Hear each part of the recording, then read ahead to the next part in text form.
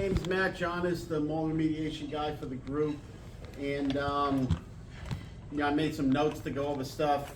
I forget a lot of the health hazards of mold, but I guess what I'm going to do today, talk a little bit about why mold can be a problem, and then talk about how we remediate it, and then talk about a special product that I use to help me remediate mold, which is chlorine dioxide, which some of you might be familiar with. But having mold in your home can lead to a variety of health problems. It's not going to cause cancer or anything like that, but it does have a lot of carcinogens in it that can cause a lot of problems to people. Respiratory issues, coughing, wheezing, shortness of breath, worsening of asthma symptoms. So if you're immunocompromised or have asthma, it's not a good idea to live in a home with elevated mold levels.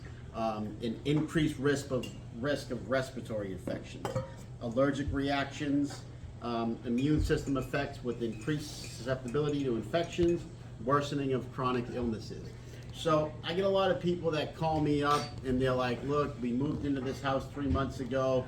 We had an inspection, but we didn't do mold testing. And every day I wake up with a headache and my nose runs until I get out of the house and my eyes are watery, you know. And then I go and the attic is littered with mold and their HVAC system is out there, so it's going through the whole house, you know.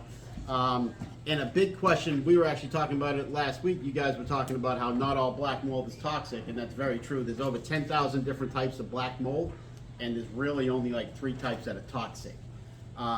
But there's 100,000 different types of mold. Now, even a non-toxic mold still has mycotoxins, which can cause these problems. So it almost doesn't matter what type of mold is in the house, if the levels are elevated. Now, if the levels aren't elevated, it's fine, because mold is on the table that you're eating on right now, you know? So the issue is, what are the levels? Are they elevated? Is there more mold in the house than there is outside? They used to say you want to have the same type of mold inside the house as outside of the house. And if you have one that's inside the house that isn't outside, you got a problem. I disagree with that, because I've done testing before remediation where there's 6 different types of mold outside. And then 4 days later, there's 3 different types of mold outside.